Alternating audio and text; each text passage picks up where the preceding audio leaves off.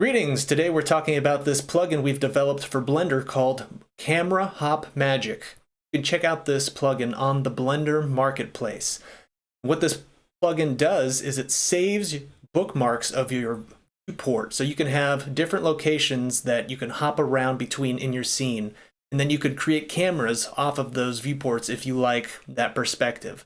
Let me show you what I mean. So right now I'm going to just change my perspective here, so we're looking at the corner of this cube. Red's on the left-hand side, and it's kind of pinkish on the right hand from these lights. And then I'm going to go ahead and save this bookmark in bookmark 1. I'm just going to make sure I click save, so it saves this location. Next, I'm going to go ahead and move the perspective.